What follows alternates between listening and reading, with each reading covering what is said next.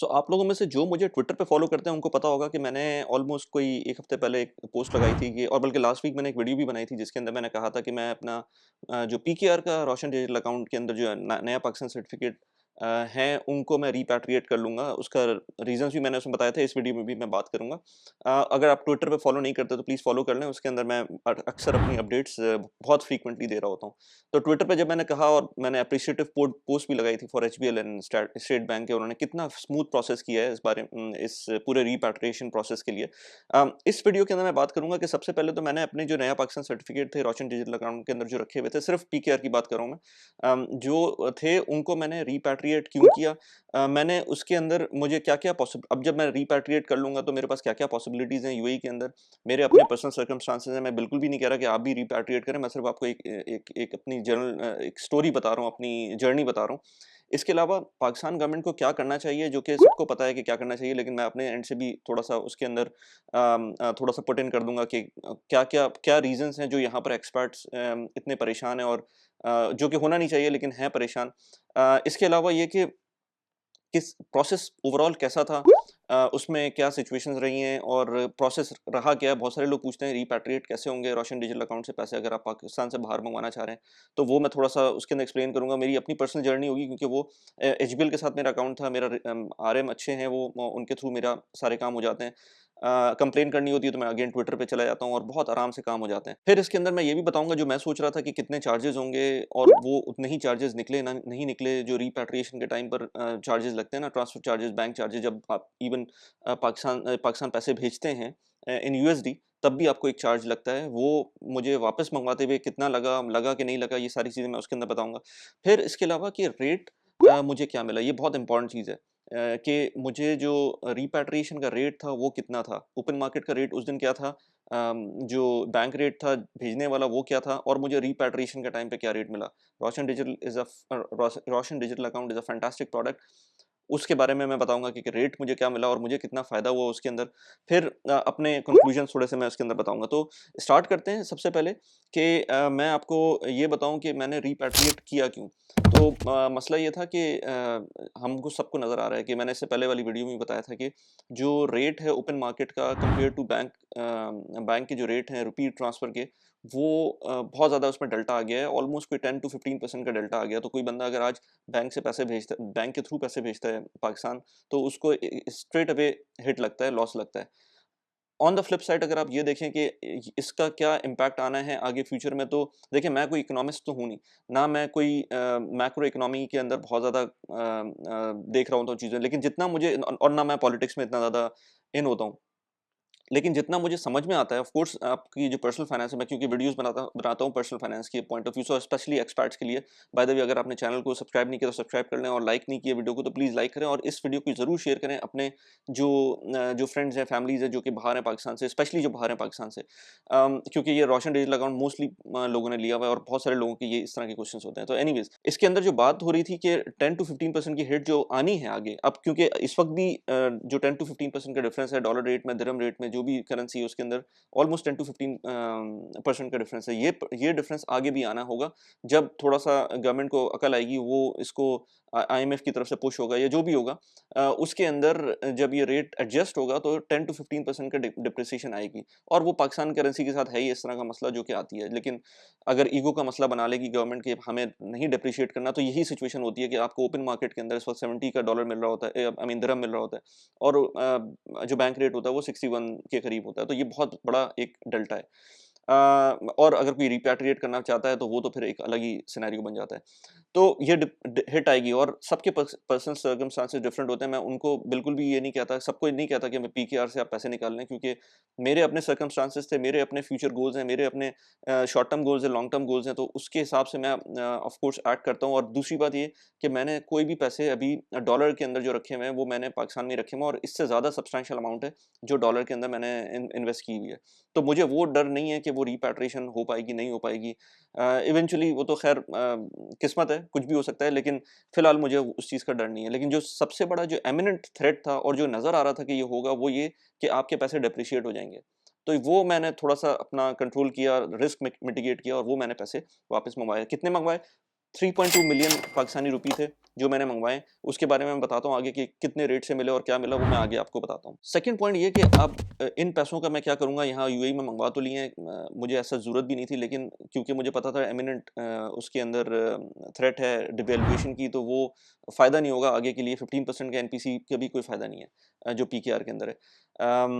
यहाँ पर बहुत सारे ऑप्शंस हैं। यहाँ पर मेरे पास नेशनल बॉन्ड्स के ऑप्शन है, यहाँ पर मेरे पास गेट स्टेक का ऑप्शन है जो कि एक प्रॉपर्टी इन्वेस्टमेंट प्लेटफॉर्म है। इस पे मैं मल्टीपल वीडियोस बना चुका हूँ, यहाँ पर मैं लिंक भी लगा रहा हूँ उन वीडियोस के। इसके अलावा मेरे पास सर्वा का ऑप्शन है जो कि यूएस के स्टॉक्स के अंदर मैं जिसके थ्रू डील करता हूँ, तो उसका मेरे पास ऑप्शन है।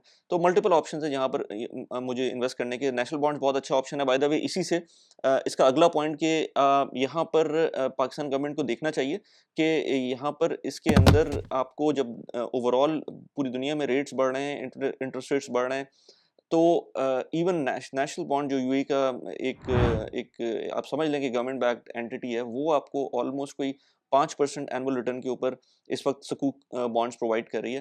तो फिर 7% के ऊपर आरडीए के अंदर, यूएसडी के अंदर आफ्टर टैक्स वो 6.5 के करीब बन जाता है। तो अब कुछ दिनों बाद ये यूएसडी का भी मेक सेंस नहीं बन रहा होगा, क्योंकि पहले तो ये था ना कि यूएसडी के मतलब डर्ट लो आपके इंटरेस्ट रेट्स थे, नियर टू 0%, 1% इस तरह करके आपको प्रॉफिट्स मिल रहे होते थे बाहर। अब मैं देख रहा हूँ कि नेशनल बॉन्ड ने इस वक्त कोई अपनी, अभी मैंने उसको एग्जैक्टली फिगर आउट नहीं किया है, लेकिन मैंने सुना था कि अभी कल परसों के अंदर के उन्होंने अपना जो लेटेस्ट सुकूक टर्म सर्टिफिकेट्स निकाले हैं, वो 1 साल की जो अगर आप इन्वेस्टमेंट करते हैं उसके अंदर मिनिमम आई थिंक 1 लाख दिरहम है, उसके अंदर आपको 5% का प्रॉफिट मिल रहा है एनुअल बेसिस के ऊपर। तो अगर इस तरह की कोई प्रोडक्ट यूएई के अंदर आ जाती है, तो फिर वो सोचें आरडीए के अंदर, यूएसडी के अंदर क्यों बंदा इन्वेस्ट करेगा। तो गवर्नमेंट को ये सोचना चाहिए कि इस रेट को जल्दी से एडजस्ट करें, क्योंकि एनपीसी के अंदर जो रुपी के अंदर रेट है 15%, इवन पाकिस्तान के अंदर रहते हुए कुछ म्यूचुअल फंड्स आपको उससे अच्छा रिटर्न प्रोवाइड कर देते हैं। वो कंसिस्टेंट नहीं होता, लेकिन फिर भी कर देते हैं। एंड फिर टी बिल के अंदर भी उससे बेहतर रेट मिल रहा होता है। तो फिर जो लोग बाय द वे इन पाकिस्तान रहते हुए बात करते हैं कि पाकिस्तानियों को कोई ऑप्शन नहीं है, पाकिस्तानियों को पैसे भेजने पड़ते हैं, इवेंचुअली उनके उनके रिलेटिव्स होते हैं, उनको पैसे भेजने पड़ते हैं, तो वो एहसान नहीं करते। तो ऐसी बात नहीं है, इन्वेस्टमेंट भी कर रहे होते हैं, बहुत ज़्यादा इन्वेस्टमेंट कर रहे होते हैं। मतलब मेरे पास इस वक्त बहुत आराम से मैं ये पैसे वहीं रख सकता था, मुझे कोई मसला नहीं था। अगर ये चीज़ पैरिटी में रहती तो शायद मैं उन पैसों को वापस नहीं मंगवाता, और मैं शायद ये पैसे वापस भी भेज दूँ किसी टाइम पर, जब कुछ बेहतर हो जाए हालात। तो इसलिए ये कहना कि जो एक्सपर्ट्स हैं वो कोई सर्विस नहीं करे पाकिस्तानियों के लिए, वो एक गलत बात होगी। एनीवेज़, तो पॉइंट ये है कि जो यूएसडी के रेट्स हैं, जो फॉरेन करेंसी के अंदर आपको इस वक्त डिफरेंट गवर्नमेंट्स ऑफर कर रही हैं, वो एनपीसी से बेहतर हो जाएंगे रेट्स कुछ अरसे में। तो इसलिए पाकिस्तान गवर्नमेंट को दोनों पीकेआर और एनपीसी जो यूएसडी हैं, उन दोनों को एक रिव्यू करना चाहिए और उसको क्विकली उसको एडजस्ट करना चाहिए। ये बहुत लैगिंग फैक्टर आता है उस टाइम में। जैसे ये नया पाकिस्तान सर्टिफिकेट के अंदर 11 टू 15% आने में बहुत टाइम लग गया था। मतलब इतना टाइम लग गया था कि लोग सोच रहे थे कि यार कोई फ़ायदा ही नहीं है 11% का, वहाँ इन्फ्लेशन 25% पे जा रही है, यहाँ पर आपको एनपीसी का रेट मिल रहा है 11%, तो एटलीस्ट 15% जब किया था तो अच्छी चीज़ थी। लेकिन फिर अगेन वो डॉलर डिवैल्यू हुआ और इन्फ्लेशन और बढ़ गई। तो इसलिए इस चीज़ को क्विकली करना चाहिए, स्पेशली नया पाकिस्तान सर्टिफिकेट के जैसे जो जो इंस्ट्रूमेंट्स हैं उनको, ताकि आपके जो फॉरेन रिजर्व्स हैं वो शोर अप हो सकें। अब खैर मैं पॉलिटिक्स में आगे नहीं जाता और मैं मैक्रो इकोनॉमी में भी नहीं जा रहा, मैं सिर्फ एक पर्सनल लेवल के ऊपर लोगों की बात कर रहा हूँ। अच्छा, अब बात करते हैं कि ये पूरा प्रोसेस कैसा था। प्रोसेस के अंदर मैं बात करूँगा कि जो मैंने रिपैट्रिएशन की है, वो कितना स्मूथ प्रोसेस था और क्या उसमें मुझको ओवरऑल मेरा एक्सपीरियंस कैसा रहा है। तो इसके अंदर मैं अगेन अप्रिशिएट करूँगा एचबीएल को। मैंने ट्वीट के अंदर भी कहा था कि एचबीएल ने बहुत अच्छा काम किया है, स्टेट बैंक ने बहुत अच्छा प्रोडक्ट निकाला हुआ है, पूरे प्रोसेस को स्मूथ रखा हुआ है, कॉन्फिडेंस रखा हुआ है लोगों के अंदर कि लोग उसमें ज़्यादा परेशान ना हो। शुरू में मैं यही सोच रहा था कि जैसे हमने पैसे भेजे थे पाकिस्तान डॉलर अकाउंट के लिए, उसमें एक प्रोसेस था, एक लंबा प्रोसेस था, उसमें बीच में इंटरमीडिएट बैंक्स भी थे, उसमें बीच में हिकअप्स भी आए थे। लेकिन यहाँ मैंने देखा कि मैंने इनका एक फॉर्म था एचबीएल का, जब आरडीए की वेबसाइट पे जाते हैं, कि इनके पोर्टल पे जाते हैं, तो इसके अंदर एक फॉर्म है, उसको फिल किया मैंने। उसको फिल करने के बाद बस मैंने इतना किया, मैं थोड़ा सा फॉलो अप रखता हूँ चीज़ों का, इसलिए मुझे लगता है कि मेरा काम भी जल्दी हो जाते हैं। लेकिन मैंने क्या किया कि उसको मैंने फॉर्म फिल किया, फॉर्म फिल करने के बाद सबमिट करने के बाद मुझे एक ईमेल आ गई कि आपकी रिक्वेस्ट रिसीव हो गई है। मैंने कहा इट्स फाइन, लेकिन मुझे पता है इस तरह की रिक्वेस्ट के ऊपर एक्शन लेना थोड़ा सा डिले आता है विद इन द बैंक। मैंने उसी ईमेल को फॉरवर्ड किया जो इनकी ईमेल एड्रेस है एचबीएल का, जो रोशन डिजिटल अकाउंट के लिए स्पेसिफिकली वो ईमेल एड्रेस है, प्लस मैंने अपनी आरएम को भी ईमेल कर दी उसके अंदर और मैंने कहा कि मुझे टाइमलाइन बताएं। ये काम मैंने शाम को किया और अगर मुझे डेट सही से याद हो तो मेरे ख्याल से मैंने कोई आई थिंक कोई 27th को, ये मुझे डेट एग्जैक्टली याद नहीं, लेकिन मैं बता रहा हूँ आपको कि 27th को ये मैंने सबमिट कराया। आई थिंक ट्यूसडे था, सबमिट कराया शाम के टाइम पर। उसी वक्त मैंने ईमेल कर दी। वेडनेसडे मॉर्निंग मेरे पास मेरी आरएम की कॉल आ गई और उन्होंने कहा कि मैं आपको रेट कंफर्म कर रहा हूँ और रेट मुझे आप कंफर्म कर दें, फ़ोन रिकॉर्डेड है, आप मुझे कंफर्म करेंगे, मैं इस पे लॉक करके आपका काम कर दूंगा। मैंने उनको कंफर्म कर दिया। वेडनेसडे को मैं वेट करता रहा, मेरे अकाउंट से डिडक्ट नहीं हुए पैसे। मैंने थर्सडे को मेल की, अगेन मैंने थोड़ा सा थ्रेटनिंग ईमेल की, मैं नहीं करना चाहिए लेकिन मैं फॉलो अप करता हूँ और इसी तरह से करता हूँ। मैंने कहा मैं ट्विटर पे चला जाऊंगा अगेन अगर आप लोगों ने इस पर रिप्लाई नहीं किया। तो 29th को ही, थर्सडे वाले दिन ही मुझको उनका रिप्लाई आया कि आपके पैसे डिडक्ट हो जाएंगे आज ही। 29th को पैसे डिडक्ट हो गए और फ्राइडे को मैंने कहा चलो अब हो जाएंगे, तो उन्होंने मुझे 24 टू 48 आवर्स कहा था। तो मैं वेट करूंगा न्यू ईयर का, क्योंकि वो उसके बाद सैटरडे संडे आ जाएगा, फिर फ्राइडे बीच में आएगा, तो शायद पैसे ना आए। तो मैंने उसको फिर छोड़ दिया। मैंने कहा मंडे को मैं फॉलो अप करूंगा। मैं थर्सडे को ऐसे ही अपना एसएमएस मैं देखता नहीं हूँ कोई खास, जब तक कि कोई मुझे पता हो कि एसएमएस आने वाली है। एसएमएस आई भी थी कोई 4 बजे 3 बजे की, और मैं शाम को 8 बजे फॉर सम रीज़न मैंने अपने बैंक, जो यूएई का बैंक है उसके अंदर, मैंने जब उसको लॉगिन किया तो पैसे अच्छे खासे आए हुए थे उसके अंदर। तो वो मैंने कहा ये कैसे हुआ, तो मैंने उसके अंदर देखा तो ऑफ कोर्स वो पैसे आए हुए थे। तो 3 दिन के अंदर थ्रू आउट, एक from raising the request to receiving the money 3 दिन लगे मुझको। तो इट इज़ फैंटास्टिक। मतलब इस तरह का तो जब मैं पाकिस्तान पैसे भेज रहा था उतना भी इतना उसमें भी इतना क्विकनेस नहीं थी। इससे पहले मैं मल्टीपल टाइम्स रैंटिंग करता रहता हूँ ट्विटर के ऊपर कि जब मेरी डिफरेंट पेमेंट्स आती हैं, गूगल की पेमेंट्स आती हैं या इस तरह की, और कुछ आरडीए के अंदर पेमेंट्स आती हैं, तो वो उसमें डिलेज आते हैं। बहुत मसले भी किए हैं एचबीएल ने, लेकिन इस टाइम पर बहुत अच्छा उन्होंने रिस्पांस दिया, बहुत अच्छा काम किया। तो I should appreciate when when it is due. अच्छा, अब इसके बाद आते हैं कि इसके जो चार्जेस एसोसिएटेड हैं वो कितने थे। जब मुझे कॉल आई थी उनकी, तो उन्होंने, आरएम ने कहा था कि, मैंने उनसे पूछा कि चार्जेस क्या होंगे इसके ट्रांसफ़र के, तो उन्होंने कहा था वी आर नॉट श्योर, लेकिन आपने, क्योंकि उसके अंदर जब फॉर्म फिल किया था ना, उसके अंदर 2 ऑप्शंस होते हैं कि charges to be borne by yourself, और जब आप ट्रांसफ़र कर दें तो आपको पता चले कि ये अच्छा, ये पैसे इतने कटे हुए आए हैं आपके पास। यानी कि लेट्स से आपके पास लेट्स से 50,000 दिरहम्स आने, लेट्स सपोज़। तो एक ऑप्शन ये है कि आप 50,000 दिरहम्स पूरे के पूरे आपके अकाउंट में आ जाएँ और वो पैसे उतने कटें वहाँ से आपके बैंक अकाउंट से कि वो उसमें चार्जेस ऑलरेडी डिडक्ट हो जाएँ।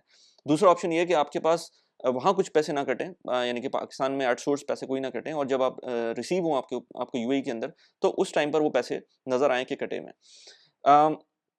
मैंने कहा कि देखिए मैं सिंपल रखना चाहता हूँ, मेरे पैसे आप पाकिस्तान में ही एट सोर्स काट लें, ताकि मुझे पूरे पैसे उतने ही मिलें जितने मुझे पता है, ताकि मेरी कैलकुलेशन सही रहे। तो उन्होंने कहा ठीक है।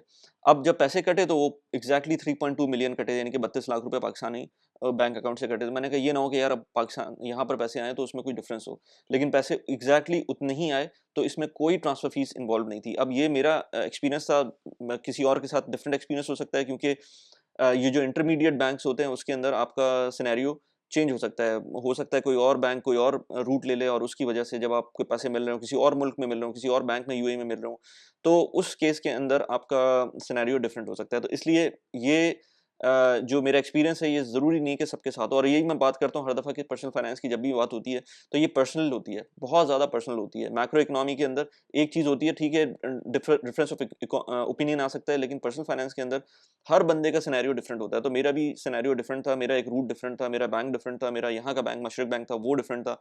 लेट्स से वो जो इंटरमीडिएट बैंक हो, जहाँ से भेज रहे हो वो पैसे वो डिफरेंट हो, प्लस ये कि लेट्स से मेरा कंट्री डिफरेंट हो। तो इसलिए सारे सिनेरियोज डिफरेंट, टाइमिंग डिफरेंट हो, तो इसलिए मैं ये बता रहा हूँ कि इस वक्त मुझे कोई चार्ज नहीं लगा था। तो मैं एक्सपेक्ट कर रहा था 40 टू 50 यूएसडी का डिफरेंस आएगा, लेकिन वो नहीं लगा। एग्जैक्टली सारे पैसे मेरे पास आ गए। रेट क्या था, बहुत इंपॉर्टेंट क्वेश्चन, सबसे एंड में मैं लेकर आया हूँ ताकि आप लोग पूरी वीडियो देख लें। Again you know, YouTube algorithm बहुत बेकार चीज़ है, लेकिन अब क्या कर सकते हैं, लोग ग्रो नहीं होता। अब आप ये देख लेना, मेरा जो यूट्यूब चैनल है वो ऑलमोस्ट 60% लोग जो हैं वो अनसब्सक्राइब देख रहे होते हैं। तो प्लीज़ सब्सक्राइब कर लें। और अब रेट के ऊपर आते हैं, तो रेट जो है वो 61.9 का मुझे मिला।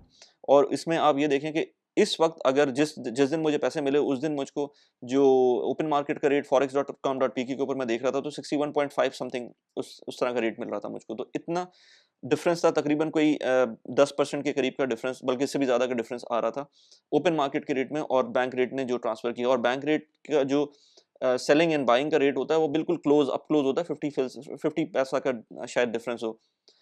50 पैसा कहना चाहिए, हाँ 50 पैसा का डिफरेंस होगा। शायद मैं सेंड करता यहाँ से तो 61.4 पे जाता और जो मैंने रिसीव मँगवाए हैं यहाँ पर तो 61.9 है। बड़ा सिंपल सा एक प्रोसेस है, सिंपल सा एक फ़ॉर्मूला है जो आपको बाइंग एंड सेलिंग के अंदर देखने को मिलता है। लेकिन प्रॉब्लम आ गई है पाकिस्तान के अंदर, जो ओपन मार्केट आ गई है बीच में, फिर यहाँ से हवाला हुंडी भी हो गई है, जो कि मैं बिल्कुल भी प्रमोट नहीं करता। उसके सिर्फ़ ये रीज़न नहीं है कि वो गवर्नमेंट ऑफ पाकिस्तान को नुकसान पहुँच रहा है, उसका रीज़न ये भी है कि वो टेरर फाइनेंसिंग और 10,000 किस्म की और डिफरेंट चीज़ों में आ जाता है।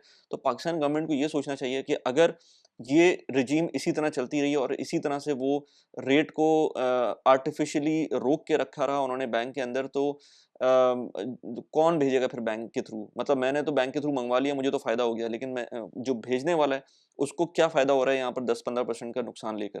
तो इस चीज़ को डेफ़िनेटली गवर्नमेंट को सोचना चाहिए और जो भी डिवैल्यूएशन है वो कर दें। आई एम श्योर वो हो ही जाएगी, क्योंकि आईएमएफ जब पुश करेगा तो उस चीज़ के अंदर डिवैल्यूएशन में टाइम नहीं लगेगा। फैंटास्टिक प्रोडक्ट है रोशन डिजिटल अकाउंट, इससे बेहतर प्रोडक्ट मैंने बैंकिंग की नहीं देखी पाकिस्तान के अंदर। इनफैक्ट बैंकिंग पाकिस्तान के अंदर देखें तो वैसे ही बहुत अच्छी है। हम लोग बुरा-भला कह रहे होते हैं बैंकिंग को, लेकिन आप ये देखें कि यूएई के अंदर आज भी अगर आप बैंक से पैसे ट्रांसफ़र करते हैं तो ये रे run time for at the same time पैसे जिसे कहते हैं ना रियल टाइम एग्ज़ीक्यूशन नहीं होती है। मैं आज पैसे अपने दोस्त के अकाउंट में ट्रांसफ़र करूँ, विदिन द सेकंड्स नहीं होगी। हो सकता है 1 घंटे में हो, 5 घंटे में हो, 10 घंटे में हो, कभी-कभी 1 दिन लग जाता है। बहुत सारे रीज़न्स होते हैं एक बैंक से दूसरे बैंक के अंदर पैसे ट्रांसफ़र करने में। पाकिस्तान के अंदर ये इंस्टेंटली होता है। तो ये चीज़ हमें माननी चाहिए कि पाकिस्तान के अंदर डिजिटलाइज़ेशन बेहतर हो गई है। लेकिन जो गवर्नमेंट की तरफ से जो इश्यूज़ हैं ये बेहतर होने चाहिए।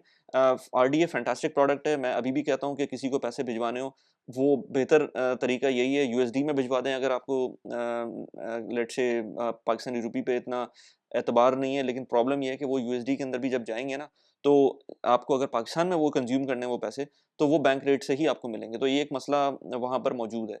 तो अगर किसी को इन्वेस्टमेंट करनी, अगेन आप ये देखें कि अगर मुझे कोई इन्वेस्टमेंट करनी है, लेट्स से मुझे कोई प्रॉपर्टी लेनी है, लेट्स से मुझे रोशन डिजिटल अकाउंट के थ्रू स्टॉक मार्केट में इन्वेस्ट करना है। ये दोनों जो मेजर इन्वेस्टमेंट्स हैं, अगर मुझे करनी है, तो मैं क्यों करूँगा रोशन डिजिटल अकाउंट के थ्रू नाउ? क्योंकि मुझको वो पैसों का जो हिट पड़ रही है इन्वेस्टमेंट में, तो ये होता है ना कि अपना प्रॉफिट भी देख रहे होते हैं। तो जो मुझे ऑलरेडी 10-15% की हिट पड़ गई, तो मेरी अगर प्रॉपर्टी लेट्स से कोई बड़ा बंदा है, कोई बड़ी प्रॉपर्टी लेना चाह रहा है, 5 करोड़ की प्रॉपर्टी लेना चाह रहा है। 5 करोड़ की प्रॉपर्टी के लिए अगर वो 10% की हिट ले ली तो 50 लाख रुपए का तो वहीं पर नुकसान हो गया। तो वो बंदा क्यों करेगा इस तरह से? एट द फ्लिप साइड, अगर वो ओपन मार्केट के थ्रू ये काम करना चाहता है तो वो भी गलत हो जाएगा, क्योंकि वो भी काम नहीं हो सकता। आप इतनी बड़ी अमाउंट को जस्टिफाई नहीं कर सकते।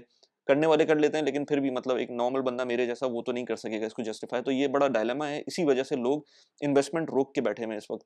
तो जब इस तरह की अनसर्टेनिटीज़ आती हैं तो ऑटोमेटिकली आपके पैसे फ्लाइट भी कर रहे हैं वहाँ से और उसमें इन्वेस्टमेंट भी नहीं आ रही हैं। तो ये अगेन मैं कहूँगा कि गवर्नमेंट को सोचना चाहिए और बहुत जल्द इम्प्लीमेंटेशन हो जाएगी, जिस वजह से आपकी डिवैल्यूएशन आपको नज़र आएगी। अगेन स्टेबिलिटी बहुत इंपॉर्टेंट है, स्टेबिलिटी की वजह से आपकी इन्वेस्टमेंट्स आती हैं। स्टेबल नहीं होगी कोई चीज़, चाहे आप बहुत सारे कंट्रीज़ हैं, मतलब आप टर्की को ले लें। ठीक है, अनस्टेबिलिटी है, ठीक है, वहाँ पर जो लिरा की डिप्रिसिएशन है, इकोनॉमिक हालात बुरे हैं, लेकिन स्टेबिलिटी है, एक मुल्क चल रहा है। लोग पाकिस्तान से उठकर टर्की जा रहे हैं, वहाँ पर इन्वेस्टमेंट कर रहे हैं। उन्होंने $2.5 लाख से $4 लाख अपनी जो सिटीज़नशिप की रिक्वायरमेंट है वो कर दी है। तो फॉर सम रीज़न कर दी है ना, उनको पता है कि लोग आ रहे हैं फिर भी, इतने बुरे हालात में भी। अगर पाकिस्तान के थोड़े से स्टेबिलिटी आ जाएगी पाकिस्तान के अंदर, चाहे वो इकोनॉमिक हालात कैसे भी हों, आपके रुपी डिवैल्यूएशन हो रहा हो, लेकिन वहाँ पर उन्होंने उसको उस तरह से आर्टिफिशियली नहीं रोका हुआ, टर्की के अंदर।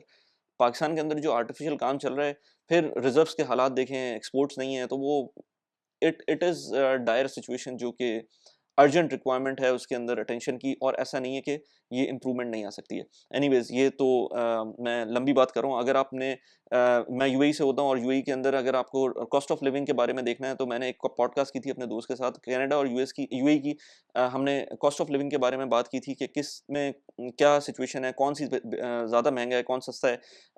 किसी को यूएई आना है तो उसके लिए क्या कर सकता है, क्या अपने माइंड में होना चाहिए, जो जो प्राइसेज़ हैं, जो कनाडा जाना चाहता है उसके लिए क्या कॉस्ट ऑफ लिविंग हो सकती है, यहाँ पर उसका लिंक लगा दिया है। इसके अलावा मैंने पंप एंड डंप की बात की थी कि किस तरह से इलॉन मस्क जैसा बंदा भी पंप एंड डंप करता है, यहाँ पर उस वीडियो का लिंक लगा दिया। कैसी लगी वीडियो? प्लीज़ मुझे बताइएगा। Thanks for watching the video. Bye bye.